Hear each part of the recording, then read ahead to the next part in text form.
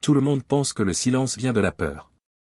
C'est ce qu'on dit, c'est ce qu'on suppose. Quand quelqu'un se tait pendant des années, on imagine qu'il a peur des conséquences, peur de perdre quelque chose, peur d'être jugé. Mais moi, pendant 32 ans, je n'ai pas eu peur. Pas vraiment. Ce qui m'a fait garder le silence, c'était autre chose. C'était la loyauté. Et je sais que ça peut paraître étrange, même troublant. Comment peut-on être loyal en se taisant? Comment peut-on servir quelque chose en ne disant rien? Pourtant, c'est exactement ce que j'ai fait. J'ai cru, pendant très longtemps, que mon silence était une forme de fidélité. Que c'était ce qu'on attendait de moi. Que c'était ma manière d'être un homme de parole, un homme sur qui on pouvait compter. Le silence, pour moi, n'était pas un vide. C'était une présence. C'était ma façon de dire que j'étais là, que je tenais ma place, que je respectais les règles. Mais aujourd'hui, quand je regarde en arrière, je me demande à quoi j'ai vraiment été loyal. À qui? Et surtout, à quel prix? Le silence, je l'ai appris. Il n'est pas venu d'un seul coup. Ce n'était pas une décision consciente, un moment où je me suis dit, à partir de maintenant, je ne parlerai plus. Non. Le silence s'est installé progressivement, comme une habitude. Comme quelque chose qu'on fait sans y penser. Et c'est peut-être ça, le plus troublant. On ne se rend pas compte qu'on se tait. On se rend compte qu'on a cessé de parler. J'ai commencé ma carrière jeune. J'avais à peine 25 ans. J'étais fier, je ne vais pas le nier. Fier d'avoir été accepté, fier d'appartenir à quelque chose de plus grand que moi. J'avais grandi dans une famille modeste, où le travail était sacré, où on respectait l'ordre des choses. Mon père avait toujours dit, si on te fait confiance, tu honores cette confiance. Si on te donne une place, tu la tiens. Et moi, j'ai appliqué ça à la lettre. Je croyais que bien faire, c'était suivre les consignes. Que la discipline, c'était une forme de respect. Que la hiérarchie, c'était ce qui permettait aux choses de fonctionner. Je n'étais pas naïf, je savais que le monde n'était pas parfait. Mais je pensais que mon rôle, c'était de faire ma part. De ne pas compliquer les choses. De ne pas créer de désordre. Alors j'ai appris à écouter, à observer, à exécuter. J'ai appris à ne pas poser trop de questions. À ne pas chercher à comprendre ce qui n'était pas de mon ressort. À faire confiance à ceux qui étaient au-dessus de moi. Je pensais que c'était ça, être un bon professionnel. Être quelqu'un de fiable. Et pendant longtemps, ça a marché. On me félicitait pour mon sérieux, pour ma régularité. On me disait que j'étais quelqu'un sur qui on pouvait compter. Et moi, je prenais ça comme un compliment. Je pensais que j'étais du bon côté. Que je servais quelque chose de juste. Que mon travail avait un sens. Je ne me posais pas de questions existentielles. Je faisais mon devoir. C'était simple. C'était clair. Ou du moins, je le croyais. Le silence est devenu une règle sans que personne ne me le dise explicitement. Il n'y a jamais eu de directive officielle, jamais de discours où quelqu'un aurait dit, ici, on ne parle pas. Mais on apprend vite. On apprend en regardant les autres. On apprend en sentant l'atmosphère. On apprend en voyant ce qui arrive à ceux qui posent trop de questions. Je me souviens de la première fois où j'ai vu quelqu'un être mis à l'écart. Ce n'était rien de spectaculaire. Juste un collègue qui avait demandé des clarifications sur une procédure. Il avait posé la question avec politesse, avec sincérité. Mais la réponse qu'il a reçue n'était pas une explication. C'était un regard. Un regard froid, presque dédaigneux. Et après ça, il a été mis sur d'autres dossiers. Des dossiers moins importants. Il n'a pas été sanctionné officiellement, mais tout le monde a compris. Le message était clair, on ne pose pas de questions ici. On exécute. Et moi, j'ai pris note. Je me suis dit que je ne ferais pas la même erreur. Que je ne deviendrais pas un problème. Que je resterais dans les rangs. Alors j'ai commencé à avaler mes questions. À garder mes doutes pour moi. À sourire et à acquiescer, même quand quelque chose me semblait étrange. Ce n'était pas de la lâcheté, pas au début. C'était de la prudence. C'était ce que je pensais être de l'intelligence. Savoir où on est, savoir comment les choses fonctionnent, et s'adapter. Petit à petit, le silence est devenu une seconde nature. Je ne remarquais même plus que je me taisais. C'était devenu automatique. Une phrase montait dans ma gorge, et je la retenais. Une interrogation traversait mon esprit, et je la chassais. Ce n'était plus un effort. C'était un réflexe. Et ça, c'est ce qui est le plus troublant. Le silence, quand il devient une habitude, on ne le ressent plus comme un sacrifice. On le ressent comme une protection. Pendant des années, je me suis considéré comme loyal. J'aimais ce mot. Loyauté. Il avait quelque chose de noble, de solide. C'était un mot qu'on associait aux chevaliers, aux hommes d'honneur. Être loyal, c'était être quelqu'un de bien. Quelqu'un qui ne trahit pas. Quelqu'un qui reste fidèle, même quand c'est difficile. Et moi, je me disais que c'était exactement ce que je faisais. Je restais fidèle à mon institution. Je restais fidèle à mes supérieurs. Je restais fidèle aux règles. Mais avec le temps, j'ai commencé à me poser une question. Une question qui me dérangeait, que je repoussais, mais qui revenait toujours. Loyal à quoi, exactement? À qui? Parce que la loyauté, ce n'est pas un concept abstrait. On n'est pas loyal à une idée dans le vide. On est loyal à des gens, à des valeurs, à des principes. Et moi, à quoi est-ce que j'étais loyal? Étais-je loyal à la vérité? Pas vraiment. Étais-je loyal à la justice? Je ne sais pas, étais-je loyal à ceux qui dépendaient de mon travail, à ceux qui avaient besoin que je fasse bien mon métier? Je voulais le croire, mais je n'en étais plus sûr. En réalité, je crois que j'étais loyal à l'ordre. À la structure. À l'idée qu'il ne faut pas faire de vagues. Que si tout le monde reste à sa place, si tout le monde fait ce qu'on attend de lui, alors les choses fonctionnent.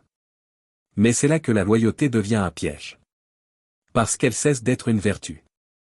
Elle devient une excuse. Une excuse pour ne pas penser. Une excuse pour ne pas remettre en question. Une excuse pour ne pas agir.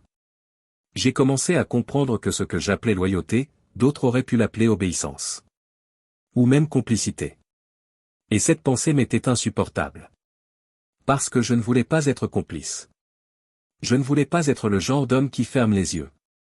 Mais en même temps, je n'avais rien fait pour ouvrir les yeux. J'avais juste continué. J'avais continué à faire mon travail, à signer mes papiers, à hocher la tête. Et ça, c'était peut-être pire que tout. Le silence actif. Le silence qui permet. Le silence qui valide. Parce que quand on ne dit rien, on laisse faire. Et laisser faire, c'est aussi une forme d'action. Il y a eu des moments.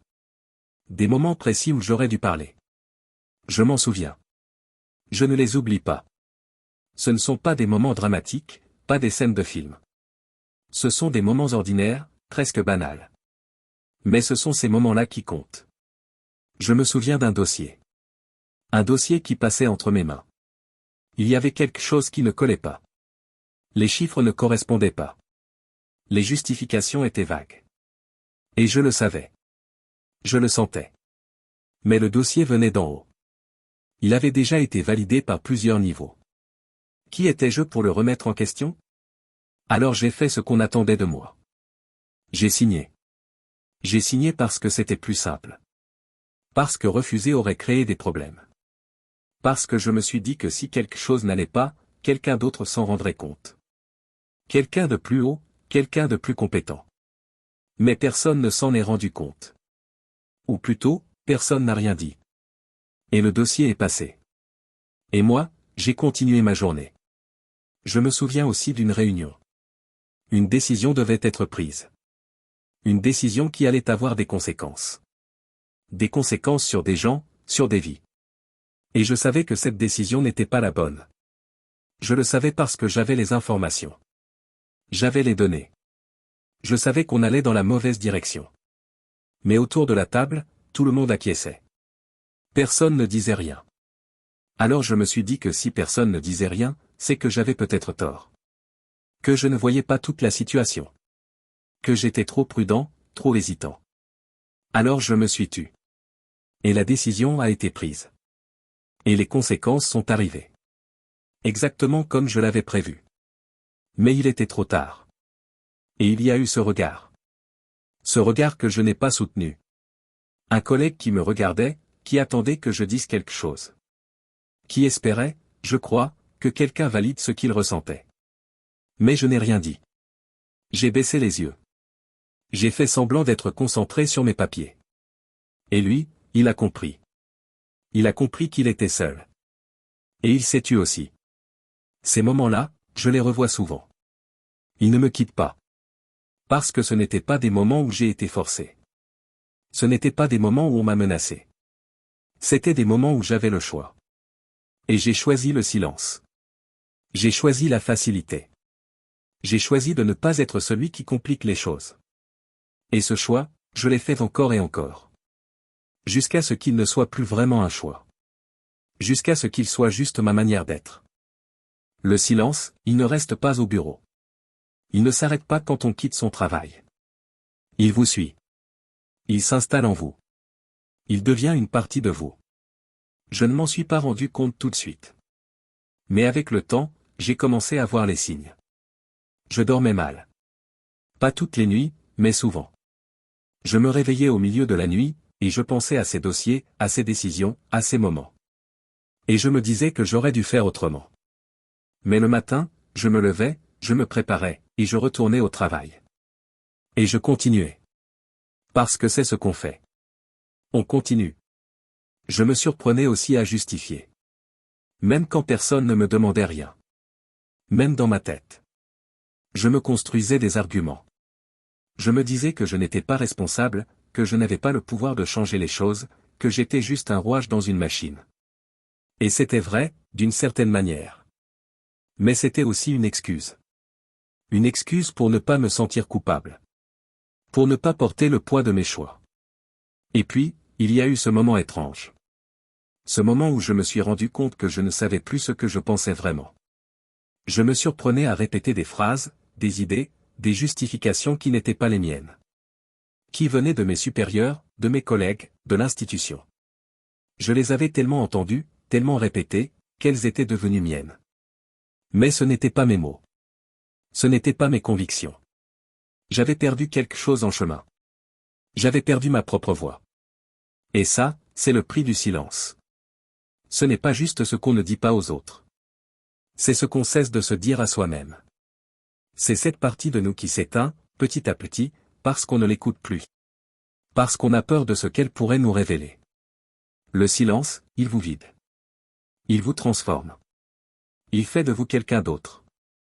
Quelqu'un que vous ne reconnaissez plus vraiment, mais avec qui vous avez appris à vivre. Et puis un jour, il y a eu un moment de lucidité. Ce n'était pas une révélation brutale. Ce n'était pas une prise de conscience héroïque. C'était juste un moment calme, ordinaire. J'étais seul, chez moi, et je regardais par la fenêtre. Et je me suis demandé, qu'est-ce que je fais? Qu'est-ce que j'ai fait pendant toutes ces années? Et pour la première fois, je n'ai pas cherché d'excuses. Je n'ai pas cherché de justification. Je me suis juste posé la question. Honnêtement. Et la réponse était claire. J'avais été silencieux. Non pas parce qu'on m'avait forcé. Non pas parce que je n'avais pas le choix. Mais parce que c'était plus simple. Parce que parler aurait eu un coût. Un coût professionnel, un coût social, un coût personnel. Et je n'avais pas voulu payer ce coût. Alors j'avais choisi le silence. Et en choisissant le silence, j'avais laissé faire des choses. Des choses que je savais ne pas être justes. Des choses que je savais être problématiques. Je n'étais pas un héros. Je n'avais jamais prétendu l'être. Mais je n'étais pas non plus une victime. Je n'avais pas été manipulé. J'avais été conscient. Peut-être pas pleinement, peut-être pas tout le temps. Mais assez pour savoir. Assez pour comprendre. Et c'est ça qui est difficile à accepter. Parce qu'on aimerait pouvoir se dire qu'on a fait de notre mieux. Qu'on n'avait pas le choix. Qu'on était piégé. Mais la vérité, c'est qu'on avait un choix. Toujours. Même si c'était un mauvais choix. Même si c'était un choix difficile. On avait un choix. Et on l'a fait. Je ne cherche pas à m'excuser. Je ne cherche pas non plus à me condamner. Je cherche juste à comprendre. À expliquer. Parce qu'il y a une différence entre expliquer et excuser. Expliquer, c'est dire comment les choses sont arrivées. C'est reconnaître les mécanismes, les pressions, les contextes. Excuser, c'est dire que ce n'était pas grave. Que ce n'était pas important. Que ce n'était pas notre faute. Et je ne peux pas dire ça. Parce que c'était grave. C'était important. Et c'était, en partie, ma faute. Le temps change la façon dont on voit les choses. Avec le recul, on voit plus clairement. On comprend mieux. Mais on ne peut pas revenir en arrière. On ne peut pas défaire ce qui a été fait. On peut juste essayer de vivre avec. Et d'apprendre. 32 ans de silence, ça m'a appris beaucoup de choses. Ça m'a appris que le silence n'est pas neutre. Qu'il n'est pas passif. Que se taire, c'est aussi une forme d'action. C'est une décision. C'est un positionnement. Ça m'a appris que la loyauté, ce n'est pas toujours une vertu. Que parfois, c'est juste un mot qu'on utilise pour ne pas avoir à penser. Pour ne pas avoir à choisir. Pour ne pas avoir à prendre ses responsabilités. Ça m'a appris que le silence peut être fidèle. Mais fidèle à quoi? C'est la question. Parce qu'on peut être fidèle à une institution qui ne le mérite pas. On peut être fidèle à des règles qui ne sont pas justes. On peut être fidèle à un ordre qui fait du mal. Et dans ce cas, la fidélité devient une trahison. Une trahison envers soi-même, envers ses valeurs, envers les autres. Ça m'a appris aussi qu'on ne se tait jamais seul. Que le silence est collectif. Que c'est parce que beaucoup de gens se taisent que les choses peuvent continuer. Que c'est parce qu'on se protège mutuellement, qu'on valide mutuellement notre silence, que le système tient. Un homme seul qui se tait, ça ne change rien. Mais 1000 hommes qui se taisent, ça change tout. Et j'étais l'un de ces 1000 hommes. Je n'étais pas le plus important. Je n'étais pas celui qui décidait. Mais j'étais là. Et ma présence silencieuse comptait. Elle permettait. Elle validait. Elle maintenait. Et ça, c'est quelque chose que je ne peux pas ignorer. Que je ne peux pas effacer. Ça m'a appris enfin que le silence laisse toujours une trace. Pas une trace visible, pas une trace officielle. Mais une trace intérieure. Une trace dans la mémoire, dans la conscience. Une trace qui ne part pas. Qui reste là, comme une ombre. Et cette trace, on la porte. On la porte même si personne d'autre ne la voit. On la porte même si personne d'autre ne sait. Parce qu'on sait, nous. Et ça suffit. Je ne sais pas si j'ai fait le bon choix en parlant aujourd'hui. Je ne sais pas si mes mots vont changer quelque chose. Je ne sais même pas si j'ai le droit de parler, après tant d'années de silence. Mais je sais que je devais essayer. Parce que le silence, aussi confortable qu'il soit, aussi protecteur qu'il puisse paraître, il a un coût. Un coût qu'on ne voit pas tout de suite. Un coût qu'on paie lentement, jour après jour. Et ce coût, c'est une partie de nous-mêmes. C'est notre intégrité, notre identité, notre humanité. Alors peut-être que mon histoire ne servira à rien. Peut-être qu'elle sera oubliée. Peut-être qu'elle ne changera rien. Mais si une seule personne, en m'écoutant, se pose la question à quoi suis-je loyal, à quoi je participe en me taisant, à quel prix je garde mon silence, alors peut-être que ces 32 ans auront eu un sens. Pas un sens rédempteur. Pas un sens héroïque. Mais un sens. Et parfois, c'est tout ce qu'on peut espérer.